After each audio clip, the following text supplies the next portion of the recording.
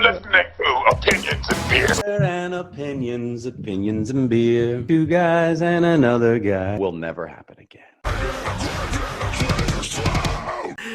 Hello and welcome to Opinions and Beer. We're your hosts. I'm Adam. I'm Tyler. Here we go. And then we got Ed Ray 1416. Hello, losers. Oh, it's because he's just not really that big of a fan of beer. Are you more of a wine guy, Ed Ray? Indeed he is. That nod of approval of the words that I'm saying. Anyways, we got a fun episode today. This is the next pod of Christmas. I don't know which one we're on. Just know that we're on a pod of Christmas. We're getting ready, gearing up for Christmas, and this is like the seasonal stuff. We're talking about Christmas things and money and ideas and things, capitalism, whatever. Anyways, speaking of capitalism, we've got some expensive beer to review here today. Like craft beer has become pretty fucking expensive. And so this next up, we've got this the beer of the day. And today's 903 Brewers Mudslide Stout, coffee, milk, sugar, chocolate, and Irish cream flavored stout. Woo! The beer of the day comes in at 10% in alcohol by volume. Celebrate happy hour with our Mudslide Stout. We incorporate all the rich flavors of our favorite creamy cocktail into this decadent brew. Look at this. Look at the picture though on this thing. I mean, if you're watching us on YouTube, if you're not watching us, it basically looks like a coffee, like a cold coffee, drizzled.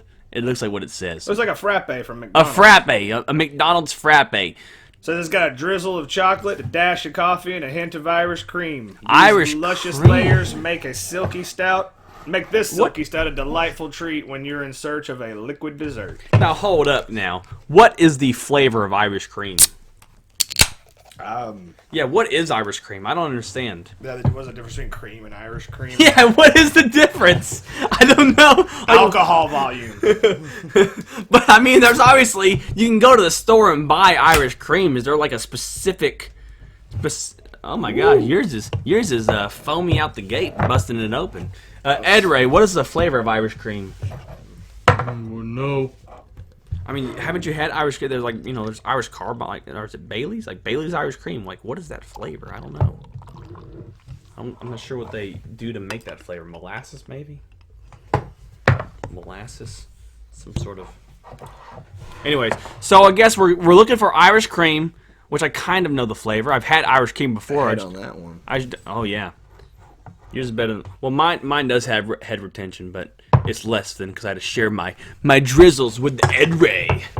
But anyways, 903. Where's this at? This is in Texas. And where at in Texas? Sherman, brewed and canned in Sherman, Texas. Celebrate happy. Oh, you already said all this, didn't you? Oh yeah. Mudslide Stout. Anyways, you want to smell this beer? Let's go for it. Oh, it smells very stouty. In fact, it smells like the beer that's fermenting over there. So it's probably... I wonder if my beer is going to taste very similar to this, because the smell is actually on par with the smell that the one we're making right now. You can get the chocolate in that aroma right there. Pairs well with tenderloin, salted chocolates, and cocktail parties. 10%. This is our highest ABV of the week, I think. Oh yeah. It's sitting at 10. Smells good. Let's try it.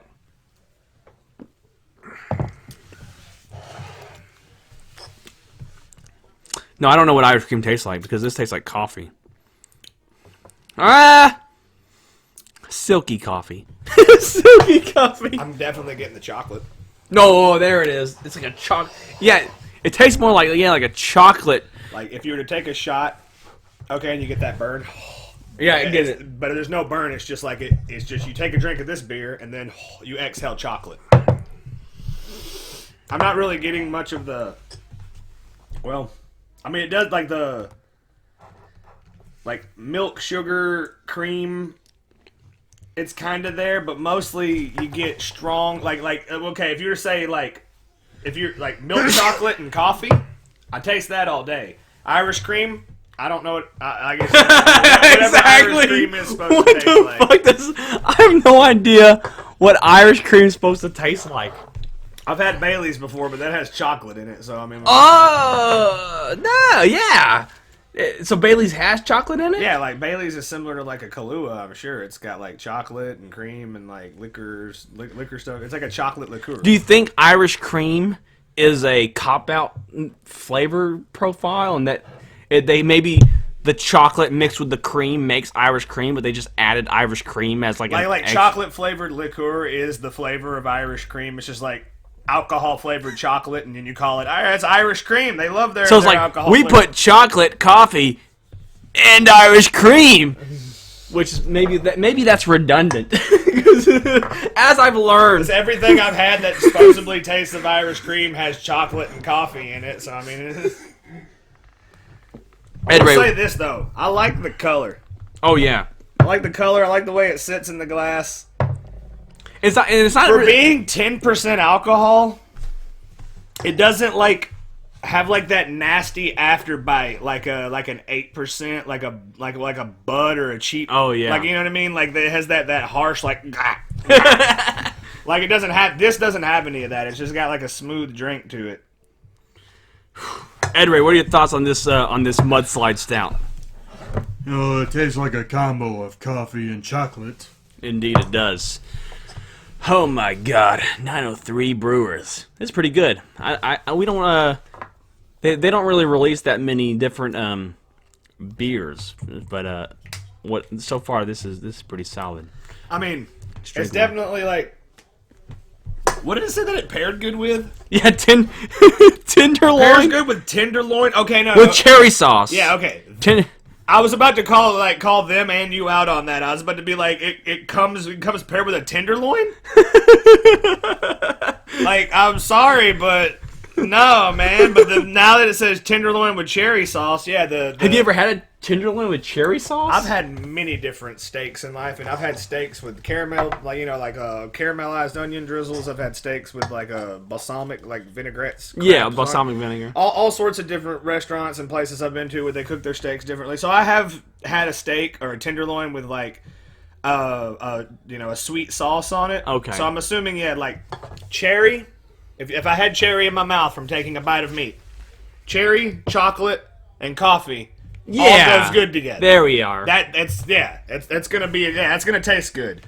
Salted chocolates, of course. You're gonna take this bitter in your mouth. It's got the sweet, creamy chocolate to it. You're gonna take this bitter in your mouth, and you're gonna immediately follow it up with a truffle, and then cocktail parties, of course. Obviously, you could put goes good with cocktail parties on just about any alcohol.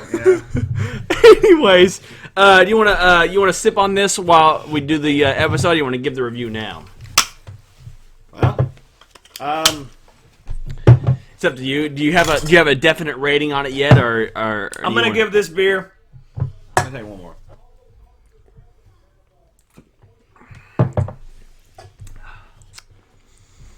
I just don't know what Irish cream is to fucking call them out on it. I feel like I'm gonna give this 7. 7. Or 5. 7. So you'd buy this at the store? I'd buy this if it was like Christmas is coming up. Yeah, I'd drink this on Christmas. Oh yeah, it's definitely like a Christmassy McDonald's beer. It's got the frappe on the can. Literally has the frappe. It's like, this machine's not down. That's gonna trick people too. You walk up to it and you're like, that could be just a tiny trick there to some people, not all people, but some people might look at this and think like, oh wow, it's like an alcoholic hot chocolate. It's a stout beer. It's pretty stout. It's still pretty stout. Yeah, it doesn't show like the bitterness, but most stouts are kind of low on bitterness scale, anyways, unless it's imperial. Anyways, fun little stout. I might agree on the 7. I'm gonna agree on the 7. Maybe so, we got a 7 and a 7.5. What we got over here, Ed Ray? I'll give it an obvious 7. Oh, straight 7s. 7. So it's above average. It's a lucky beer. It's a beer you'd buy again, but I mean, I just don't know if I knew what Irish cream tastes. If he knew what Irish cream tasted like, he would be all over this beer.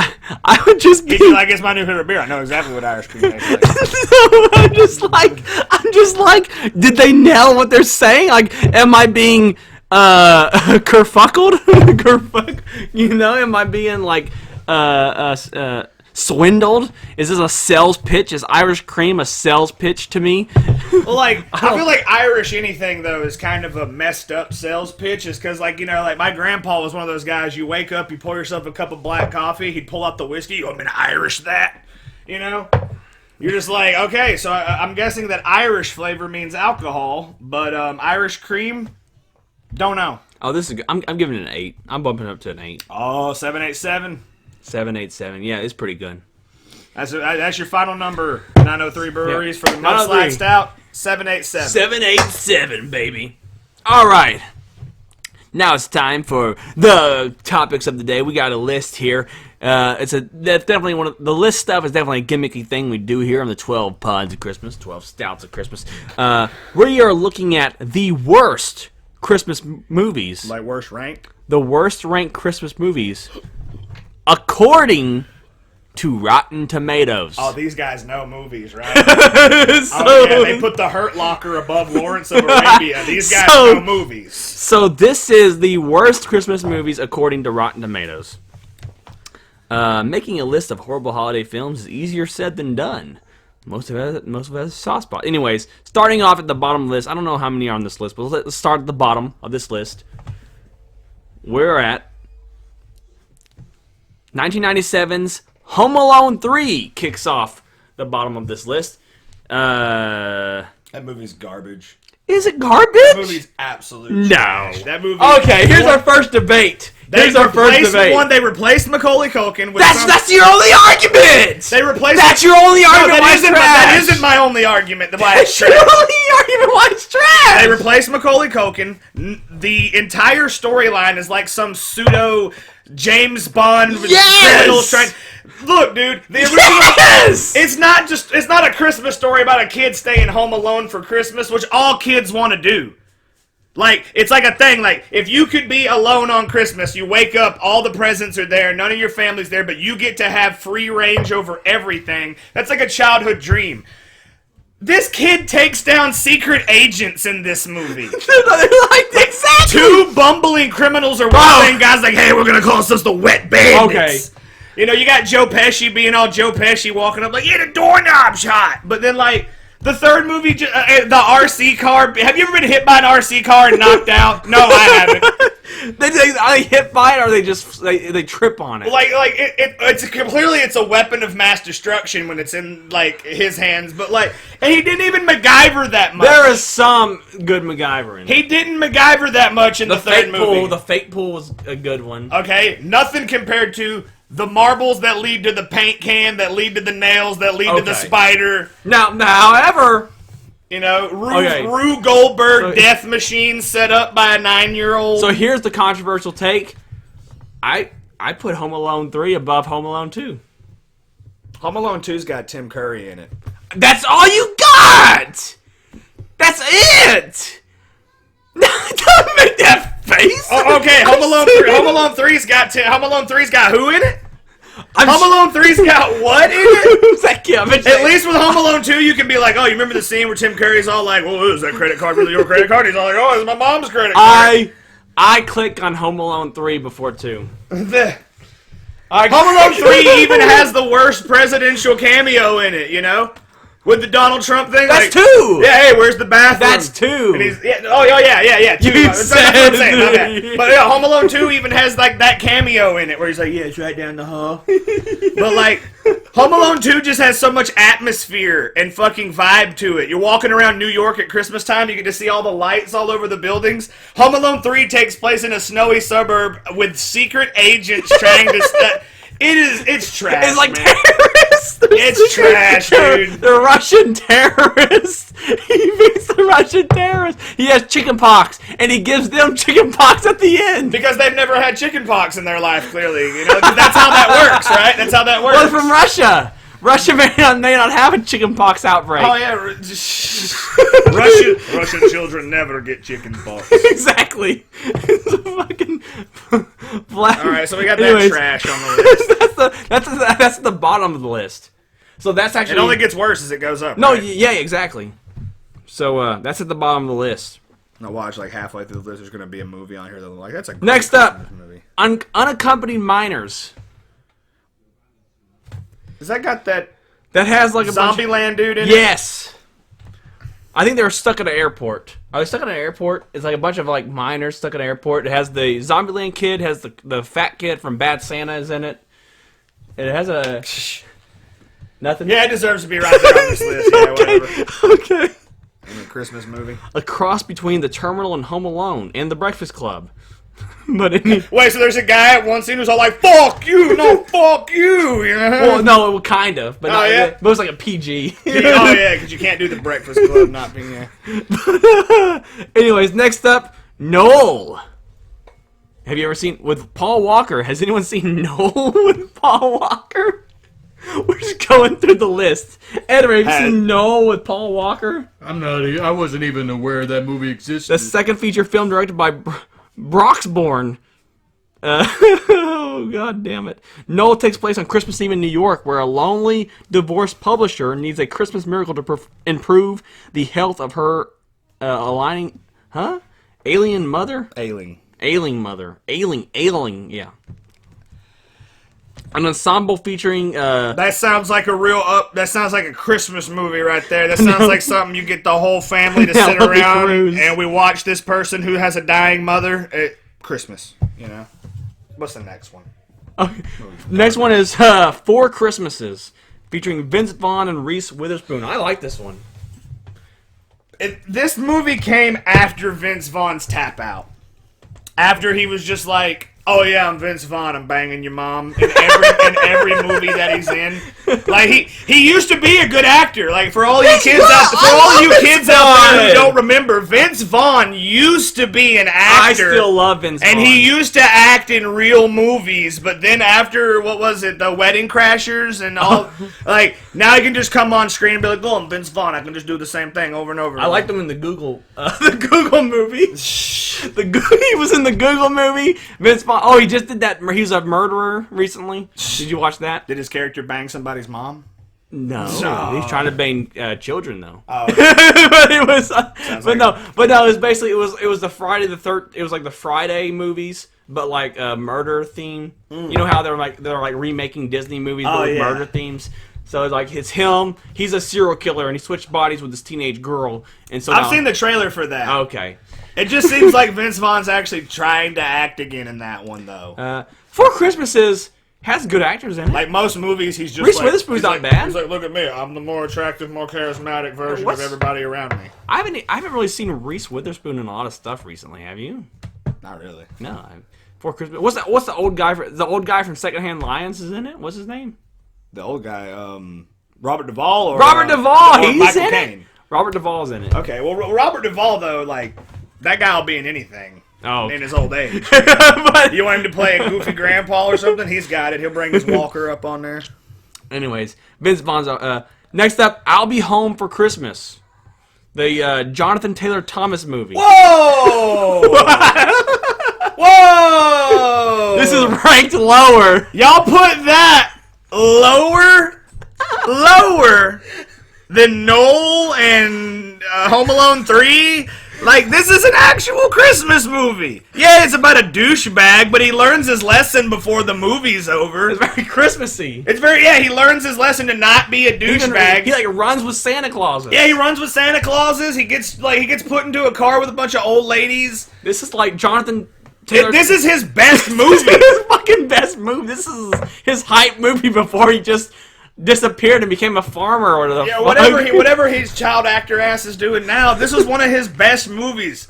He plays a sleazy douche who gets like trapped in a Santa Claus outfit and has to make it home for Christmas so he can get a Porsche from his dad. I mean, that's a pretty good. But then turns out like that's the whole moral of it is when he gets back, he's all like, you know what? I don't even think I deserve the Porsche. Yeah, it's literally like a teen version of Planes, Trains, and Automobiles. Thank you. Why is this movie so low?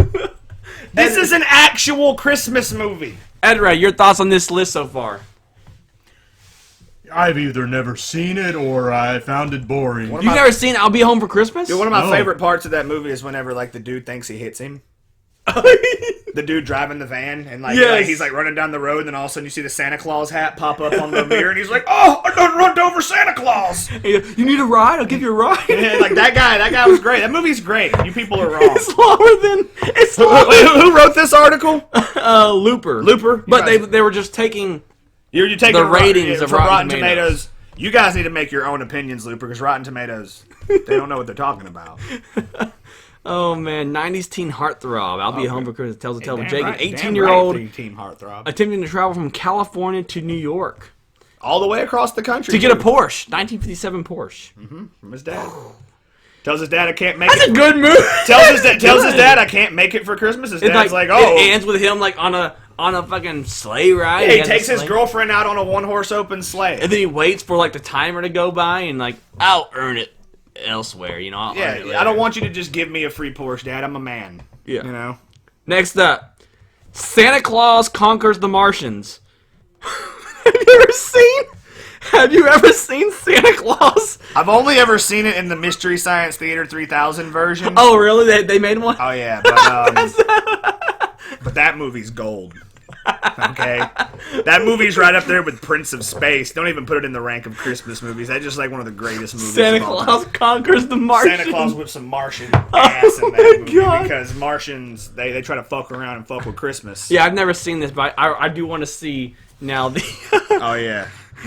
I like how they even say, like, it's one of those films you hear referenced more for its outrageousness than for anyone actually watching it. I watched it. Mystery Science 3000. Oh, yeah. Yeah, see, right here, look. It's also a favorite Oh! of not only the MST3K masterminds, but also Elvira, who riffed it in the past. Yeah, no. Rotten Tomatoes. You guys are morons. Morons, baby. Despite it got 22% on Rotten Tomatoes. Next up, the Christmas candle. I just seen the picture of this fucking lady. It was like this. This does not look good. Remember Susan Boyle, the Scottish singer? No, I don't. The Christmas scare night. Hey, this one deserves to be lower on the list, in my opinion. Has anybody actually heard of this movie? No, critics say 21%. Audience say 74%. So audiences like the movie. You see, that's where you want to Well, pay attention. 74%. 74% of audiences like the movie. So I know That's where you want to pay attention, in my opinion. If Yeah. audiences like it, then it's good. Rotten Tomatoes, they'll put anything see. above anything. Just The to Scottish try to singer with the voice of an angel. This is her first and only acting role, playing something other than herself. Whose quest to modernize his village is thwarted by local belief in candle miracles marked by angels. So there's someone trying to modernize the village in a Scottish town, and it's being thwarted by candles, by mysterious candles. I would have wrote this movie differently. It would have been thwarted by one Scottish guy being like, "You cannot change the Christmas! You cannot change. You're not going to modernize it!" Oh my god. It's sickly sweet. Miracles do exist.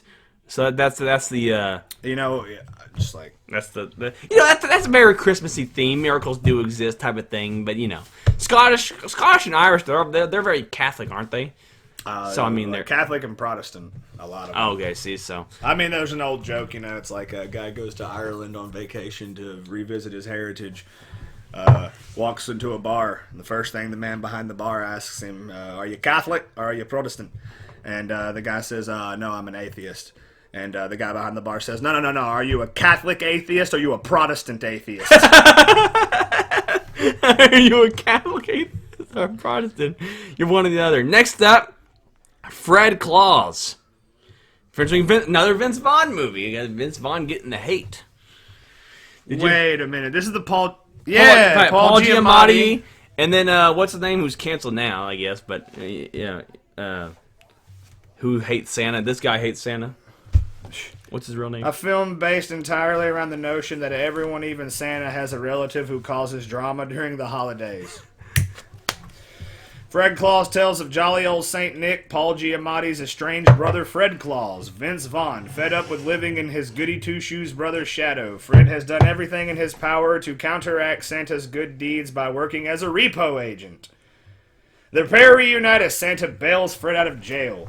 It's just Vince Vaughn being a dick and Paul Giamatti being Oh no! awesome. It's literally Vince Vaughn being a dick throughout the whole movie, but then I like how utterly mirthless and devoid of the slapstick schmaltz that sold the likes of Elf, Bad Santa, and Bad Santa. Elf's not that good. it really isn't. Bad Santa deserves to be high up on the list of Christmas movies. Oh yeah, anybody who's ever thought about eating a bullet around the holiday season, that movie would be Oh, your yeah. saving grace. I love Bad Santa. All right, so the next one on the list is Santa Claus the movie, 1985. from the director that brought you Jaws 2. Right there. Who did I thought Jaws 1 and 2 were the same person. No, It doesn't matter. This is from the guy who brought you Jaws 2. Jaws 2, the sequel. You know the one where the shark gets killed by the electric wire? Is that the one? Yeah. Oh, is Jaws 2? He's eating kids. Jaws 1, he blows the shark up. Okay. Jaws 2, they theorize, like, the way they portray it is, like, the shark has, like, a messed up side of its face. And so it's meant to be the same shark. And it's meant to be the same murderer shark. So it comes back and it's eating people on the same beach. And the dude who stopped it in the first movie lives with, like, PTSD from the first movie, you know, where he got, like, stranded in the ocean with a 50-fucking-foot shark. But, like, so basically, yeah, it's just like he has to, his son's all like, Dad, why won't you let me go on the boat? And he's like, there's a shark in the water. And everybody's like, there are no sharks around here, even though just like 4 years ago, like 5 people got eaten. There are no sharks in this area. But Santa Claus the movie tells the story of a man who would become an immortal gift giver. The second part gets bored with itself and pivots to modern day. Where Patch, an upcoming elf, falls in with a bad crowd who wants to squeeze Santa out of the toy business. The elf. I thought Santa. I'm sorry, they're my friends. Who's a big toy conglomerate? Santa Hasbro. They got the Hasbro. They got the game, Santa. I fell in with Hasbro. We're gonna take you on, Santa. We're making the presents now. Japanese manga artist from If Labs, like China. He's got to compete against China. Oh my God. Oh man. Okay. 20%. Next up, Tyler Perry's A Medea Christmas. Tyler Perry's A Medea Christmas. Are you a Medea fan? I like some. I like a few. There's a few that I like. If I have anything to say about Tyler Perry, I totally agree with the Boondocks on that. Oh my He's just God. a crazy black dude that likes to dress up as women and make Nah, us feel uncomfortable. There's a few Tyler Perry movies. Not even really movies, but scenes that I find funny. Let me guess, during one of these scenes, he says, my lord! I don't know what he's... But there's one time in fact, speaking of McDonald's shakes, there's a scene where, I guess, Tyler Perry gets mad at the drive-thru person and drives through the McDonald's and just starts smacking the lady. Next up is The Perfect Holiday. I ain't never heard of this movie. Directed by Lance Rivera of The Cookout. This movie follows a divorced mother of 3 who always tends to get a little down during the holidays. Noticing their mom is down in the dumps, her children decide to set her up on a date with the local department store Santa. Oh, what the shit. This just sounds boring. Next up is Love the Coopers. Think of an actor, any actor. There's a very, very good chance they are in the 2015 festive comedy Love the Coopers. That's not really a good... Yeah, it's not a good name, though. Steve Martin, John Goodman, Anthony Mackie, Diane Keaton, Marisa Tomei, Timothy Chalamet, Amanda Seyfried, whatever. No, have you seen Love the Coopers? Nope. It probably deserves to be on this list. It probably deserves to be on the list. So far, we're getting closer to, like, okay, maybe it deserves it. You know, so far we're getting okay. It's earned it. Some of these were weird, though. You know, some of these were weird. Like, you know, like, what was the first weird one we had that was wrong? I think Fred Claus. I think the one that was wrong the most was I'll Be Home for Christmas. I'll Be Home for Christmas It is so shouldn't be far. on this list at all. It's a great movie. Yeah. So got Love the Coopers is sitting at 18%. Next up, The Santa Claus 3, The Escape Clause. The first Santa Claus sucked, and so did the second one.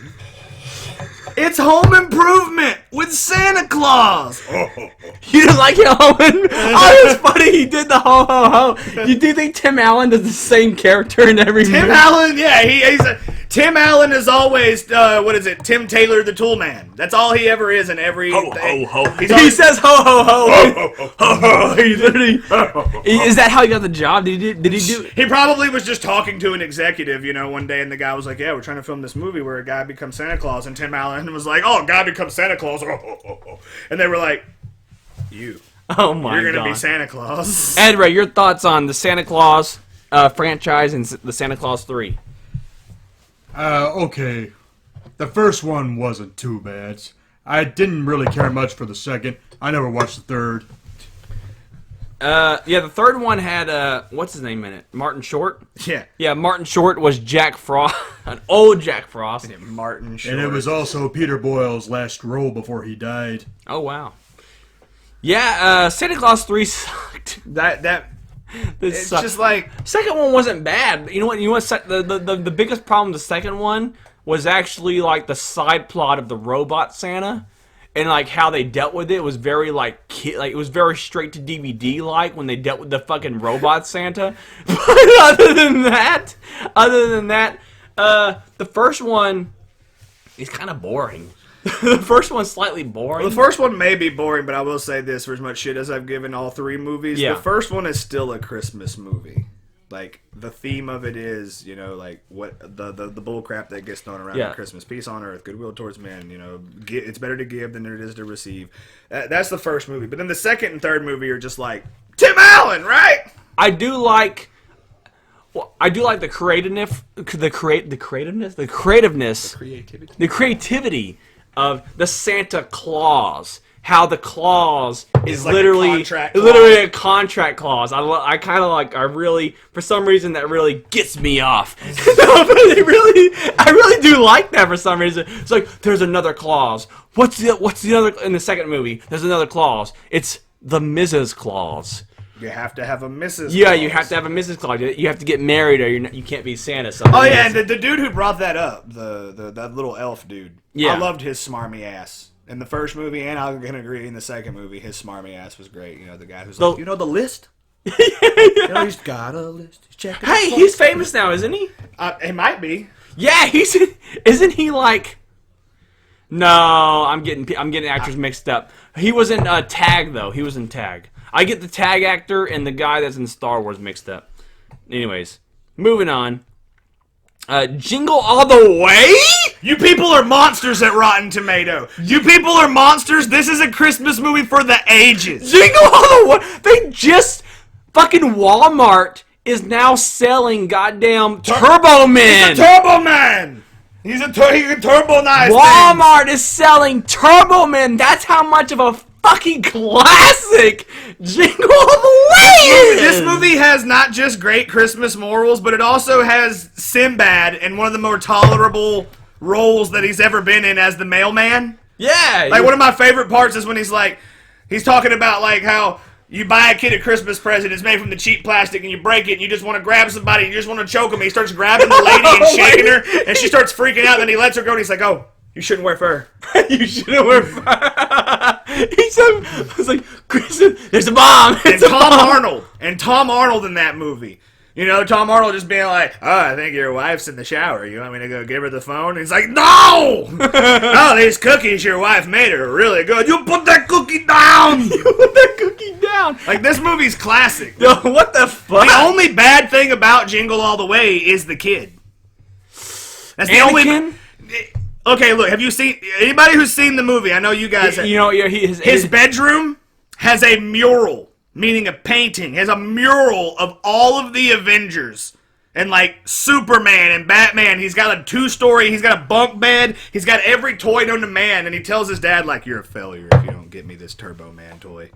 Well, he says whoever doesn't get it will be a complete Yeah, everybody's going to be a loser. complete loser if you don't get Turbo Man. And even though my dad apparently makes enough money to live us in a 3-story house with everything in the world. Exactly. He's a terrible dad because he doesn't make it to karate tryouts and he's not going to get him a Turbo Man. So Arnold's got to be Arnold and get the Turbo Man. I love that he fights the Big Show. Yeah, I love it. He fights the Big Show and Vernon Troy, Mini-Me. He fights the Big Show and Mini-Me in this movie. And he also knocks out the unfunny Belushi. You know, this movie has like that classic holiday like everything. It's like that holiday thing where like they're trying atmosphere. to like where they're running from like multiple locations, like plane, trains, and automobiles, and fucking where he's like trying to go around town trying to look for something. You know, everybody knows the mad scramble to pick the up mad a present. scramble To pick up a present for somebody, which is a very holiday theme and movie. Like that's like a I can't think of the word right now, but trope. It's a very holiday trope to have people scrambling and stuff. And this because it's true, people do that. Yes. I mean, just this Black Friday, somebody got stabbed. So I mean, it's a solid thing, and he's just going through so much shit for this one fucking toy. Oh, when they're beating at the guy, we don't like you, Buster. Fuck Buster. Booster. Fuck, nobody likes Booster. Yeah, that one Booster. dude, that one comedian guy's like, we're out of Turbo Man, but you can have Turbo Man's famous sidekick Booster. And he's like, nobody wants a Booster. He starts laughing manically. That's exactly how he laughs. He just wheezes while moving his mouth with a smile. He's like, yeah, he's like, you hear this guy? He wants a Turbo Man. The other guy's like, you want a Turbo Man? And right there, the picture of Arnold and Sinbad sitting having coffee. I love that scene too. Oh, where Sinbad's like, man, when I was a little kid, all the little kids wanted a Johnny Go Ranger gun. He's like, I remember watching the commercial, and I was the only kid that didn't get one, and I was a loser. And then it cuts to Arnold's kid wearing the postman stuff with the whiskey, like, here's to you, Dad. Here's to you, Dad. I'm a loser. I didn't get the Turbo. I didn't get Turbo Man. And he's like, and at the end of the movie, he's like, screw the Turbo Man toy. My dad is Turbo Man. Man, every scene is pretty good. The only scene that I get anxiety from is when he has to like go into the ball pit. Oh yeah. I don't know why that gives me anxiety. If I'm just like, to me, I think it's one of those things where like when you're a parent, like, what would you do if you seen like an adult grabbing your kid that? Give me the ball, little girl. Yeah, give me the ball. He got two. You know, like giant 7-foot Austrian crawling towards. That's like the only scene that really gives me anxiety when watching. Another thing about this movie that is great is the little moments in it. Like, me and two of my buddies, we watch this movie every holiday season. We watch this every Christmas. And there's a scene where Arnold is running with the new, like, special Turbo Man doll from the parade that they were going to give to one lucky kid. Yeah. The special limited edition one. He's running with it. And Sinbad is chasing him in the villain costume because they both go crazy in that movie. At one point during the chase scene, there's a dude dressed as a Christmas present. And Sinbad just comes running at full force, and he's like, get out of my way, box! And he shoves him, and the dude just like, bam! And hits the ground. Replay it over and over again as many times as you want. Me and my friends will always laugh. That's just that is a scene that gets replayed. Just straight up, just Sinbad, get out of my way, box! Get out of my way, box! Oh my god. So Jingle All the Way doesn't deserve to be on hell this no, list. we just had like a... Next up, A Merry Friggin' Christmas. Produced by the Russo brothers. Russo brothers. Never what seen the this fuck one. is this? Oh, this was what's his name's last movie. This was Robin Williams' last movie. Oh wow. I guess I need to watch this one. It's Robin Williams and someone we've had on the podcast. Joe McHale. Joe McHale. We've had on the podcast before. So this movie's probably Robin Williams just carrying everybody. But it definitely didn't look good. I'm not gonna sugarcoat it. Even. All right, the next one on the list is Black Christmas. Oh, it's like a horror Christmas. You know what? I'm surprised already. I haven't seen the Goldberg Santa Claus movie yet. Oh, what was it? Santa's sleigh. Yeah, Saint Nick with muscles or something Yeah, like that. Santa's sleigh or Yeah, whatever. yeah. Because he SLAY. he fucking does a jackknife to somebody through a candy cane. It's like, what the fuck? Oh my god. Black Christmas is one of the best holiday horror films ever made. I mean, yeah, but the reason why it's probably high up on this list of Christmas movies is horror really doesn't have anything to do with Christmas unless you're talking about Krampus. Oh yeah, Krampus is weird too. Krampus felt a little too. Do you like those movies? Well, Krampus is real. Like, Krampus is a real mythology. It's a real myth. Okay. Like, they used to tell their little kids over there in, like, Sweden and shit, like, if you're not a good boy, Krampus is going to come and put you in the boiling pot. Oh, Jesus Christ. So, like, you know, like, Krampus, he literally has a pot on his back, a black cauldron in a lot of the old depictions of him, and he, like, takes children and puts them into the pot, and then he takes you back to his lair and eats you. So, like, a Christmas horror movie is one thing. Like, if it involves something that's, like, Christmassy, like Krampus. Because there are a lot of cultures around the world that have a good spirit in tune as well as a negative spirit of Christmas. Like, Saint Nick will bring you presents if you're a good boy. Krampus will come and eat you if you're a bad boy. Jesus. So, having a murder on Christmas, that's just, like, lame when you can pull from real Christmas-like lore. Vicious killer on the loose. Next up is An American Carol. What the fuck is this? Politics masquerading as parody. This film, directed by David Zucker, puts Charles Dickens' beloved 1843 novella A Christmas Carol and a parody of liberal film documentary filmmaker Michael Moore into a blender. So it's a Michael Moore. It's like a Michael Moore parody, because Michael Moore's the guy who made Fahrenheit 9/11, yes, the documentaries and stuff. So, like, it's about, like, a documentary guy. Yeah, no. Yeah, anyway. It deserves it. No! Mixed Nuts? Mixed Nuts is good? Mixed Nuts is a classic. I mean, it's not like a super classic, but it's not no fucking 10%, not no under this other shit. Worse than this other stuff?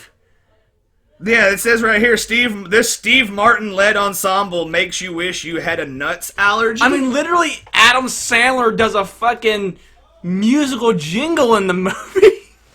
This is like one of Adam Sandler's first ever roles. Like, Mixed Nuts was fine. It was kind of like... Okay, so, like, Variety said that this is the comic equivalent of Two Left Feet, and then Roger Ebert said that this movie has too many clowns in it. It's a comedy, dude. Too many clowns. Surviving Christmas. Next up, we've got Surviving Christmas. It's sitting at 7%. It's a Ben Affleck Christmas movie. Ah, it deserves it. Oh, wait, Ben Affleck. Is this the one where he buys a family, or is that a different movie? A wealthy loner who becomes wistful for his childhood. Yes. Childhood home as Christmas goes on a whim, finds another family has taken up residence in the house.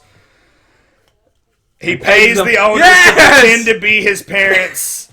That just no. It's interesting. Next up, Deck the Halls. No, that's good though. Deck the Halls is good. Yeah, Danny DeVito. Yeah, no, it's Danny DeVito and fucking doesn't deserve to be on this what's list. his name? Christmas with the Cranks deserves to be on top of this list. I don't know what you people's problem is. Top? This is the worst Christmas movie ever. You hate him. You hate Tim Allen. Tim Allen. You hate Tim Allen. Yeah, I kind of do. It's just Why? Because he took Jamie Lee Curtis and made her not sexy. In this? Yes. She's one of the hottest women on the planet, and yet she, like, through the whole movie, she's like, oh, I feel kind of frumpy. Do I even know how to be, like, attractive anymore? And then Tim Allen's still walking around like, oh, whoa, whoa, whoa. Christmas with the Cranks is about this people, they're like, oh, maybe we won't have Christmas this year. Our daughter's in college or whatever, and she won't be here. And yeah, it's about people who decide to skip Christmas, and then their neighbors become psychos about it. They're like, you can't Christmas. But then their daughter says, oh, she's coming home, and then they have to, like, basically prepare for Christmas in the last That should have few just days. been the plot of the movie. Instead of having half of the movie being about people who are going to skip Christmas and then their daughter comes home, have the movie just be about the Christmas rush of trying to put together the perfect Christmas again.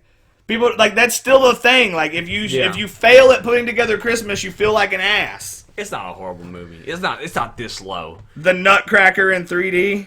Okay, this is the number. I think this is number one. Is that number one? So, yep, so number one movie. The worst Christmas movie is the Nutcracker. The in 3D. Nutcracker in 3D, 2010. Did you watch the Nutcracker in 3D, 2010? I've seen the Nutcracker live on stage, so I can only imagine that this just sucks. I've seen Cats live on stage. I can only imagine that the movie version of Cats sucks. I went to London in high school. I saw Phantom of the Opera live on stage. I could only imagine that Gerard Butler's Phantom of the Opera sucks. That's insane. Oh my god. So this is the list. So there's a few that I disagree with their ranking. There's a lot that I do agree with. Yeah, there's a lot that he does agree with. Like some of these movies. Like I actually like Christmas. I actually not Christmas with the Cranks, but I literally have Deck the Halls bought on Amazon Prime. I bought the movie Deck the Halls. But basically it's basically a play on. I don't know if you ever heard the story. You can probably look up the news story about a guy who wanted to have like the most Christmas lights or whatever. But basically, that's like a real story. This is like a amped up version of that story where Danny DeVito basically wants to have The brightest house on the block. he wants to break the record for the brightest house on the block, and then Matthew Broderick is like, "Turn your fucking lights off! I'm trying to goddamn sleep. I'm trying to sleep." I'm sure Matthew Broderick didn't deliver it with that much emotion. Oh no, The dude practically is a robot. that's his acting. That's his acting style. Have now. you ever seen him in the movie The Cable Guy? Yeah. With Jim Carrey? Yeah, There's basically- literally a scene where just like look at it in context. A dude leans to another dude and says, "I've seen your wife in the shower," and Matthew Broderick goes, "Bastard," and then punches him. That's how he delivers it. Watch my face. He goes, "Bastard." I feel like he's trying to do like it's pretty funny how he delivers lines, even if it doesn't feel the context of the scene he's in. He's pretty. You can't put a wooden board like pretty, Matthew Broderick next to Jim Carrey. I mean, you don't see him in like serious movies. It's always like comedies. So he's delivering comedic. Or if he is in a serious movie, he just still plays himself where he's like, What's a serious movie he's been in? Matthew Broderick? Yeah.